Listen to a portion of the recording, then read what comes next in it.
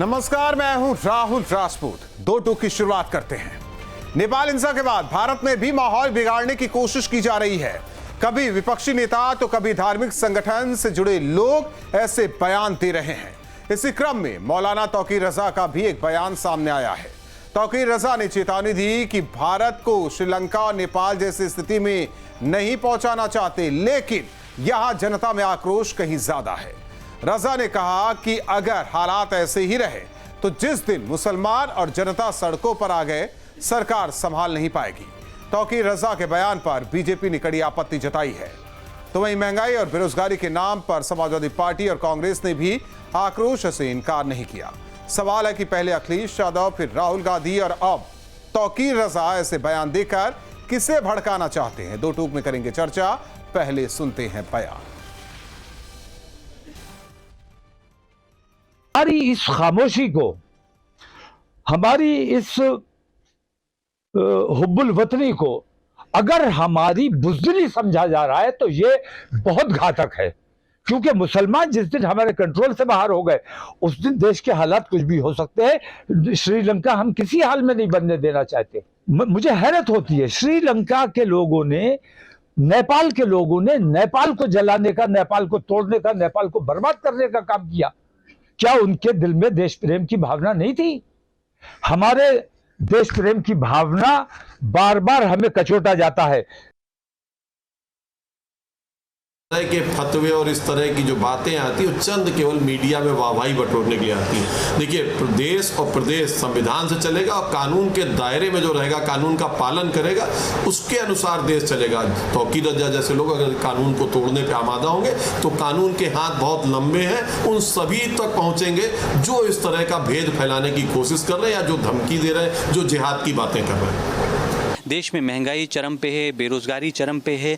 देश की जो जनता है वो भारतीय जनता पार्टी के कुशासन से त्रस्त आ चुकी है, इनके भ्रष्टाचार से त्रस्त आ चुकी है। एक ऐसी स्थिति हमारे देश में बन रही है कि कहीं ना कहीं जो देश की 140 करोड़ आवाम है, देश की जनता है, वो सड़कों पे आ सकती है। और मुझे लगता है ये बहुत बड़ा सवाल है। भारतीय जनता पार्टी को आज आवश्यकता है कि वो अपनी नीतियों में परिवर्तन करें, जनता के लिए कुछ काम करने का शायद प्रयास करें, लेकिन मुझे नहीं लगता भारतीय जनता पार्टी उस बारे में बात करना चाहेगी। काम करना तो दूर की बात। देखिए, इस तरह की जो लोग हैं लगातार पोलराइजेशन वाली बातें करते हैं।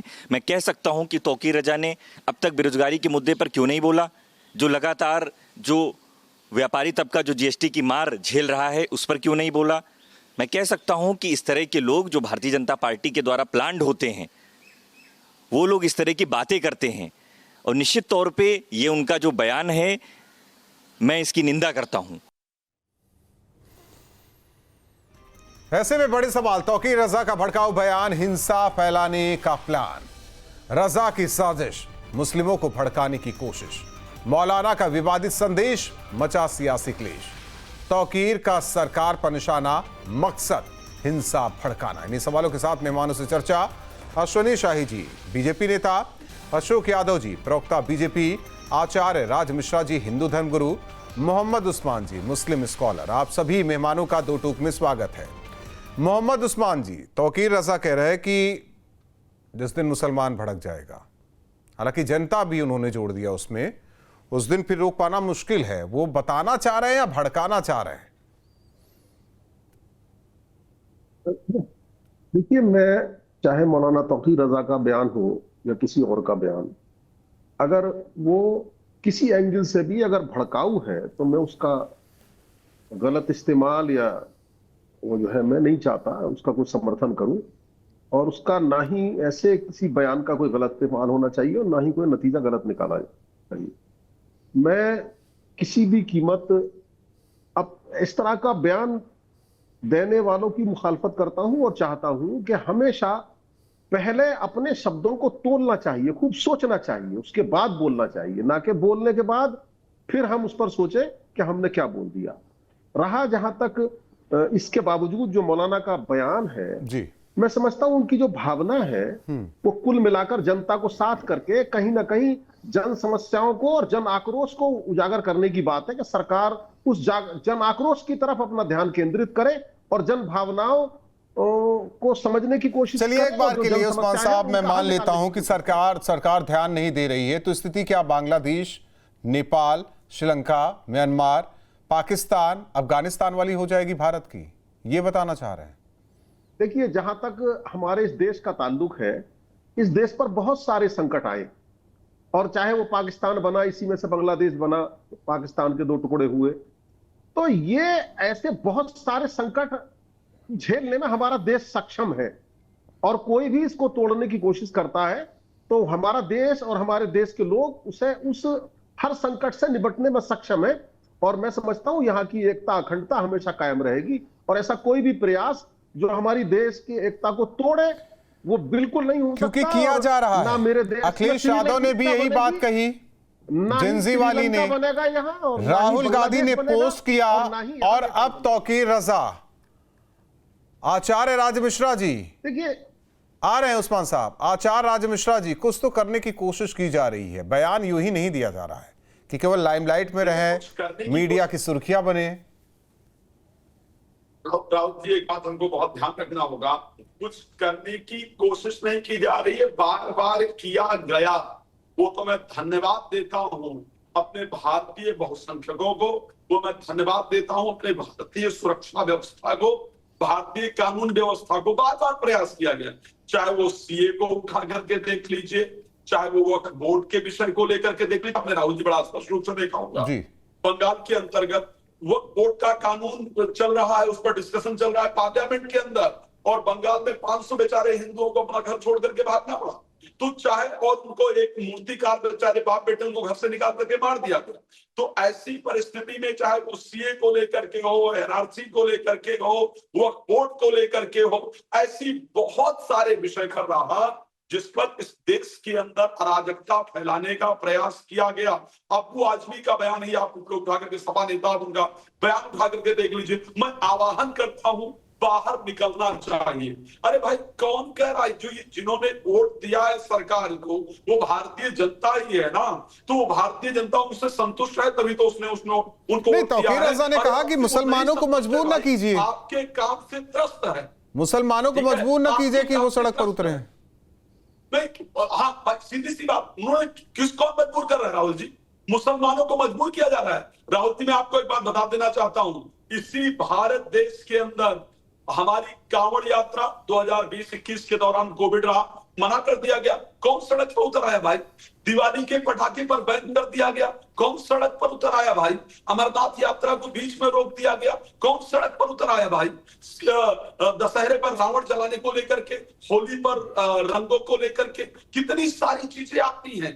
कभी भी कोई सनातनी, कोई हिंदू न सड़क पर उतरता है और न सड़क पर उतरने की बात करता है। लेकिन कुछ पार्टियां जो शायद किसी प्रकार अपने आप को, अपने आकाओं को खुश करने का जो प्रयास करती हैं, और कुछ लोग जो यहां पर रह करके भी इस देश के नहीं हो पाते हैं। समस्या उनको, जो जब पाकिस्तान जीतता है तो उनको पटाखे जलाने का वो आता है, और अगर भारत जीतता है तो उनके मन में मायूसी होती है। भारत जीत जाए तो यहां तक कि अगर कोई सेलिब्रेशन चल रहा हो तो उसमें खलल डालने का प्रयास करते हैं। वो इस प्रकार की कोशिश कर रहे हैं। लेकिन ये बड़ा ध्यान रखना चाहिए, जो इस प्रकार के अशांति की बात कर रहे हैं, ये श्रीलंका नहीं है, ये बांग्लादेश नहीं है, ये नेपाल नहीं है, ये भारत है। और भारत की सेना, भारत की सुरक्षा, भारत की आर्मी बड़े अच्छे से तैयार रखती है। जिसने भी इस प्रकार अशोक यादव जी, अगर अखिलेश यादव का बयान ना आता तो राहुल गांधी का पोस्ट ना आता, राहुल गांधी का पोस्ट ना आता तो तौकीर रजा ऐसी बातें ना करते। देखिए राहुल जी, आपको जो हमारे भारत के पड़ोसी मुल्कों में जिस तरह से एजिटेशन हुआ, वहाँ की सरकारें कोलैप्स हुई, वहाँ के शासन प्रशासन के ऊपर जो खतरा मंडराया, तो हम नहीं चाहते कि हिंदुस्तान में वैसी स्थिति आए। चूंकि हम विपक्ष में हैं तो हमारी संवैधानिक और लोकतांत्रिक जिम्मेदारी बनती है कि अपनी सरकार को आगाह करें कि हिंदुस्तान में वैसे हालात पैदा करने का अवसर न दे कि जैसा बांग्लादेश, श्रीलंका और पाकिस्तान, वहाँ पे नेपाल में हुआ। तो ये हमारी नैतिक जिम्मेदारी है। और आप अगर तीनों जो राज्यों में, तीनों जो मुल्कों में जो एजिटेशन हुआ, जो आंदोलन हुआ, जो तख्ता पलट हुआ, आप चाहे शुरुआत करिए श्रीलंका से जो कि जुलाई 2022 में हुआ, या बांग्लादेश अगस्त 2024 में हुआ, नेपाल सितंबर 2025 में हुआ। जुलाई, अगस्त, सितंबर और साल देखिए 22, 24, 25। ये सारी चीजों का अगर आप कड़ी जोड़ेंगे तो एक ही चीज आपको समझ में आएगी कि वहां का युवा, वहां का छात्र, ये सब सड़कों पे आए। अब किस लिए आए? एक जो सरकार का जो करप्शन था उसके खिलाफ आए सड़कों पर, जो जॉबलेसनेस की प्रॉब्लम थी उसके खिलाफ आए सड़कों पर। तो ये सारी चीजें आज हिंदुस्तान में भी है। आज आप देखिए सबसे ज्यादा संकट में कौन है? हमारे छात्र संकट में। चाहे नीट के छात्रों का पेपर लीक देख लीजिए, चाहे आप एसएससी दिल्ली में देखिए छात्रों का प्रोटेस्ट, प्रयागराज मैं में मानता हूं अशोक यादव जी, अगर वैसी स्थिति है, मैं मानता हूं अगर वैसी स्थिति है तो इसीलिए हमारे यहाँ न्याय व्यवस्था है, आंदोलन करने का तरीका है, लेकिन हिंसात्मक नहीं, गांधीवादी तरीके से। हम भारत को या भारत की तुलना क्यों की जा रही है? मैं कहता हूं भारत की युवाओं की तुलना उन युवाओं से क्यों की जा रही है जो अपने देश में तोड़फोड़ कर रहे थे, जो अपने देश के उच्च संस्थानों में आग लगा रहे थे, या कुछ ऐसे देश जहां कत्लेआम भी मचाया गया। यह तुलना तो जायज नहीं है ना। राहुल जी, पूरी दुनिया ग्लोबलाइजेशन के दौर से गुजर रही है, तो आप ठीक है, राष्ट्रों की सीमाएं अलग हैं, लेकिन जो सोशल मीडिया का जो दौर है इसमें पूरी दुनिया एक सूत्र में बंधी हुई है। तो आप ये नहीं कर सकते कि फला कंट्री का इंपैक्ट फला कंट्री पर नहीं पड़ेगा, फला कंट्री के जो युवाओं का इंपैक्ट दूसरे कंट्री के युवाओं पर नहीं पड़ेगा। ये बात आप नहीं कर सकते। ये ग्लोबलाइजेशन का दौर है, ये सोशल मीडिया का दौर है, आप ये नहीं कर सकते। सही आप बात। अगर, मैं बस खत्म कर रहा हूं, 15 सितंबर 2025 को इंडियन एक्सप्रेस में लेख जानते हैं क्या है?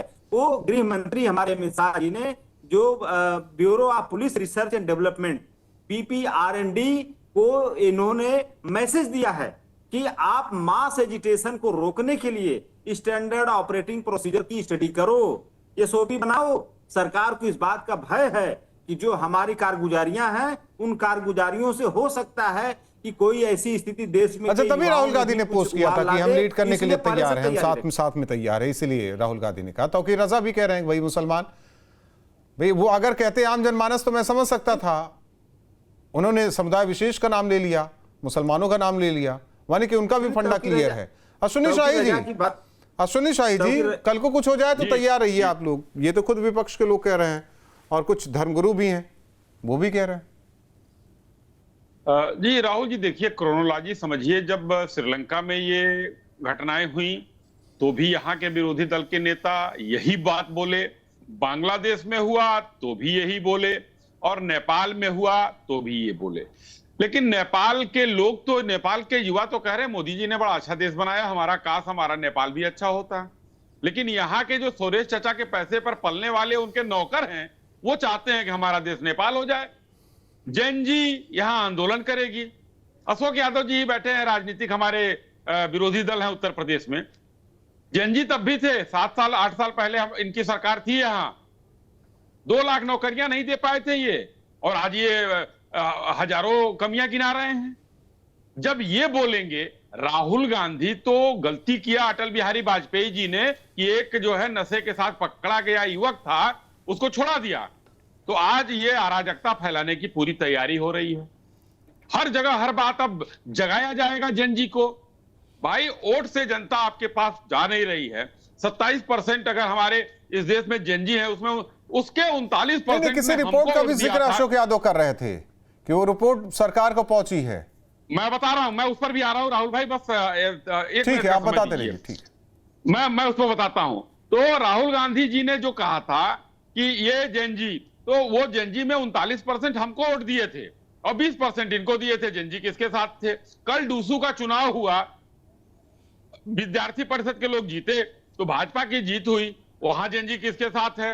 और अगर देश में अपना पालन कराना, एकता अखंडता और अपनी चीजों को के लिए एसओपी बनाना गलत है, तो अशोक भाई गलत कह रहे हैं। भारत सरकार के गृह मंत्रालय ने एक आदेश जारी किया है कि 74 के बाद से जो भी एजिटेशन हुए हैं उनकी फंडिंग कहां से होती थी, उसमें कौन शामिल था, बैकग्राउंड से कौन था, सामने कौन था, उसके नतीजे क्या हुए। तो क्या सरकार को इतना भी अधिकार नहीं है कि ये दिखवाए? क्योंकि 74 में जब ये कांड हुआ था, जयप्रकाश जी का आंदोलन हुआ था, तो इंदिरा जी ने बोला था, उसमें मुलायम सिंह यादव भी शामिल थे। अशोक जी जरा ध्यान से सुनिएगा, इंदिरा जी ने कहा था विदेशी ताकतों के बल पर यह आंदोलन कराया जा रहा है। तो जेपी विदेशी ताकत पे थे, मुलायम सिंह यादव थे या लालू थे, कौन किसका एजेंट था?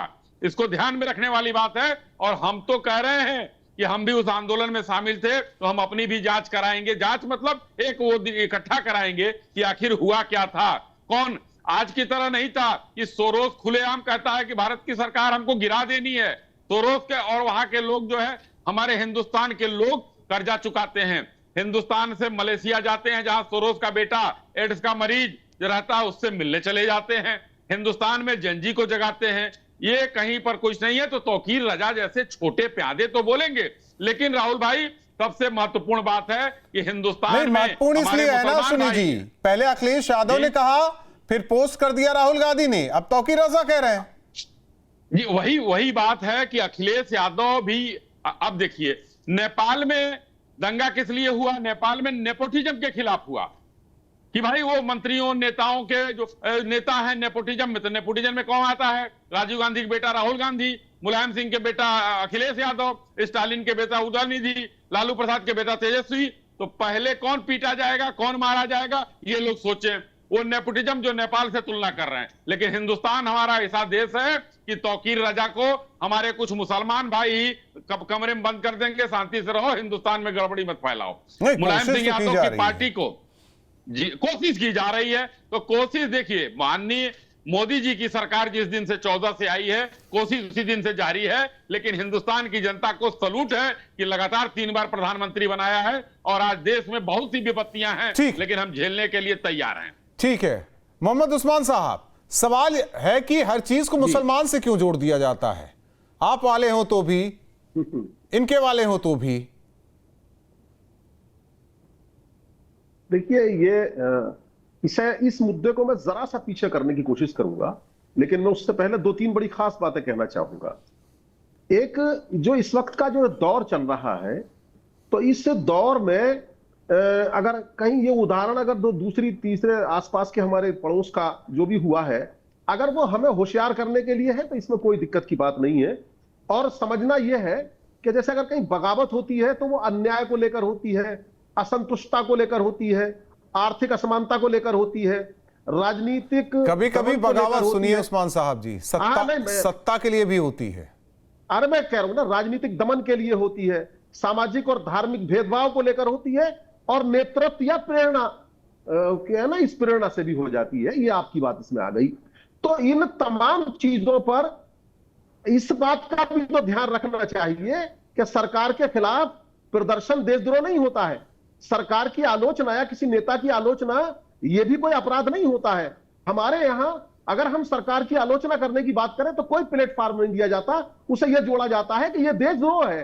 तो कहीं ना कहीं इस सब चीज पर और जो जन समस्याएं हैं उन पर लोगों का ध्यान नहीं है, सरकार का ध्यान नहीं है। यहां तो आज बड़ा अजीब किस्सा है कि बहस किसी एक मौलाना ने अगर कोई बयान दे दिया तो उस पर बहस करने की बात की जा रही है। सर क्यों नहीं होगी? मौलाना ने अगर बयान दे दिया क्यों नहीं होगी?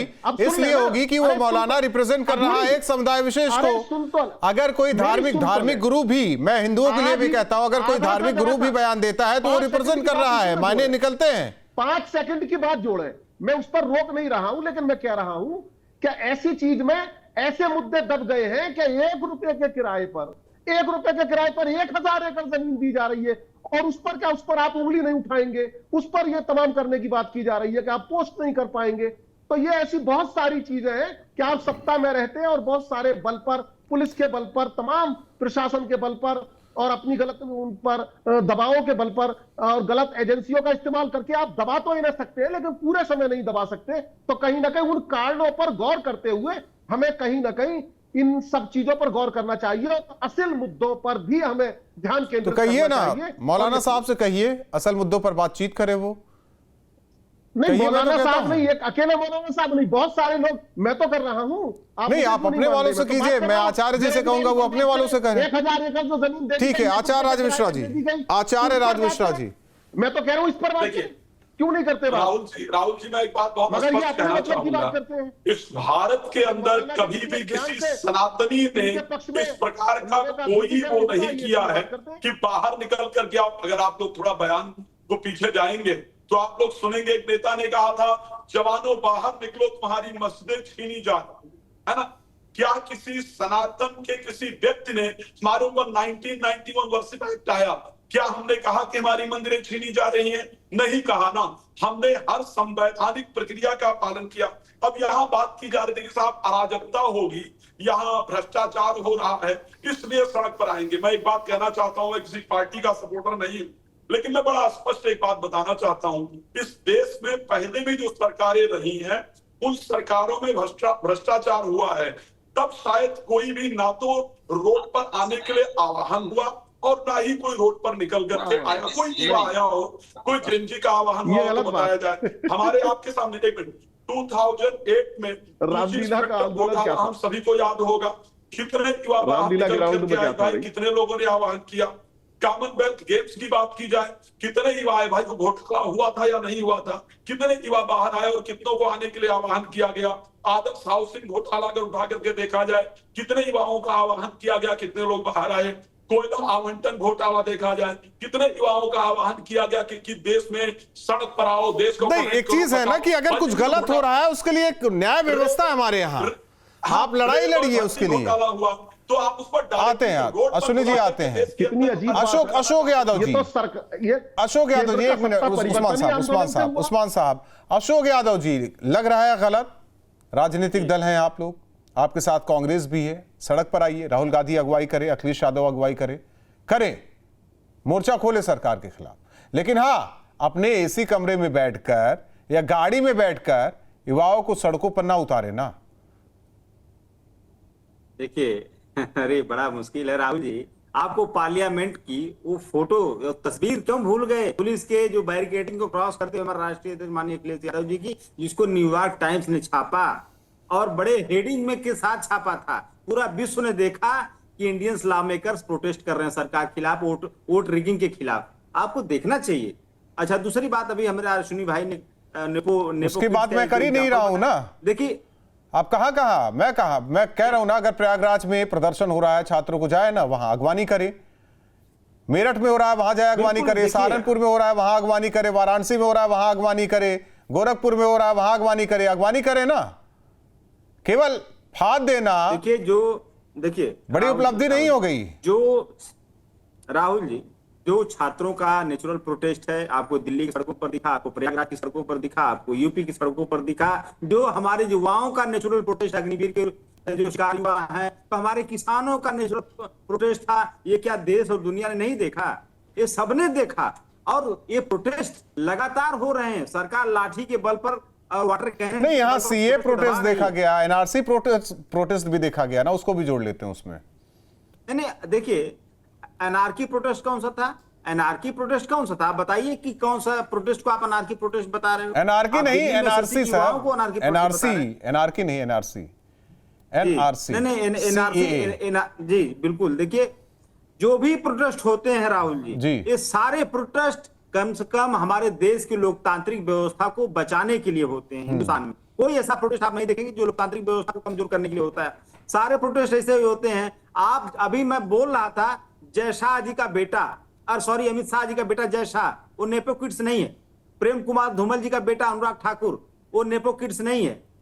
नेपो किड्स भाजपा में दर्जनों हैं, लेकिन जो सबसे हाईलाइटेड चेहरे नेपो किड्स के हैं, उनका कहना है कि ठीक है, अमित शाह का बेटा वो क्या पार्टी चला रहे हैं क्या, या अनुराग ठाकुर पार्टी चला रहे हैं क्या, वो या मुख्यमंत्री बने बैठे क्या कर रहे हैं? उनका ये भी कहना है पार्टी चला रहे हैं, वही राष्ट्रीय अध्यक्ष हैं। अनुराग ठाकुर पंकज सिंह क्या है?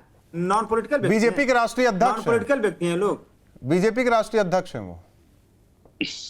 नहीं मतलब नेपो किड्स अगर कोई राष्ट्रीय अध्यक्ष होगा तो उसको आप नेपो किड्स मानेंगे। डॉक्टर का बेटा डॉक्टर बन जाएगा तो नेपो किड्स कहेंगे। कोई मंत्री बनेगा, कोई बीसीसीआई का चीफ बनेगा, तो उसको नहीं, आपका नेपोटिज्म की परिभाषा राहुल जी डिसाइड करेंगे, अश्विनी साई जिसको नहीं, आप लोग अपने अपने हिसाब से, वो आपको कहते हैं, आप उनको कहते हैं, इसलिए कह रहे हैं।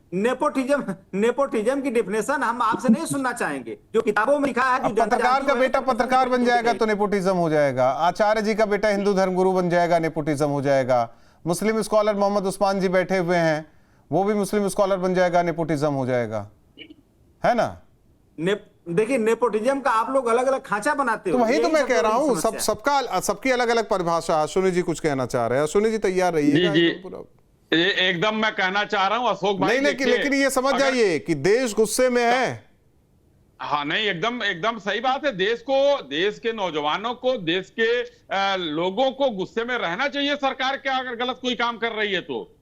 मगर ये जो राहुल गांधी जी आज से कई साल पहले कहे थे कि इस देश के प्रधानमंत्री को, सदन में कहा था उन्होंने कि जनता डंडे से मारेगी, आज वही वो आह्वान कर रहे हैं युवाओं, स्टूडेंट्स, जेनजी ये सड़क पे आए हम। लेकिन संविधान का शपथ लेकर राहुल गांधी जी लोकतंत्र की रक्षा नहीं करेंगे। वो जाएंगे, अपने नेताओं को भेजेंगे पाकिस्तान लोकतंत्र की रक्षा करने कि भाई हमको लोकतंत्र की रक्षा कराइए आप लोग। वो इंग्लैंड जाएंगे तो कहेंगे हिंदुस्तान में लोकतंत्र गड़बड़ है, आप लोग क्यों नहीं चलते हैं। और रही बात हमारे उस्मान जी ने कहा, उस्मान जी 1 रुपए में जो जमीन दी गई है, मुंद्रा पोर्ट कितने पैसे में दिया गया था आपको पता है? 15 पैसे में। किसकी सरकार थी? रौजा गांव में भाई अशोक जी बैठे हैं, इन्हीं की पार्टी के लोगों ने तो फिर मैं एक जमीन उससे जवाब ले लेना रिलायंस को। जी, ऐसा है। अब जब अगर आप पुरानी व्यवस्थाओं के बारे में अगर आप बात करेंगे नहीं, तो हम आपने आपको जब चर्चा किया तो मैंने कह दिया, आपने कहा तो मैंने बोल दिया। जब कहा है तो फिर हमें भी कहने दीजिए। नहीं, मैं तो कह रहा हूं ना, मैं तो कह रहा हूं मोहम्मद उस्मान जी से। मोहम्मद उस्मान जी, अच्छी खासी जमीन है आप लोगों के पास, उद्योगपतियों को बुलाइए, उनको दीजिए, वहां से जनता के विकास के लिए कुछ बेहतर काम भी हो सके। तो फायदा क्या है साहब? देखिए, पुरानी व्यवस्था में अब मैं उस पर नहीं जाना चाह रहा हूं, मैं उस पर नहीं जाना चाह रहा हूं क्योंकि वो चर्चा का विषय नहीं है। हालांकि सवाल आपने उठाया था, मैं इसी पर बात कर रहा हूं। सवाल आपने उठाया था, बात करूंगा, सवाल आपने उठाया पर ही था, बात करूंगा, सवाल आपने उठाया। तो बहुत बहुत धन्यवाद आप चारों मेहमानों का हमारे साथ जुड़ने के लिए। पहले अखिलेश यादव, फिर राहुल गांधी, अब तौकीर रजा। क्या कोई क्रोनोलॉजी है या फिर इसे बयान समझा जाए? दो टुक में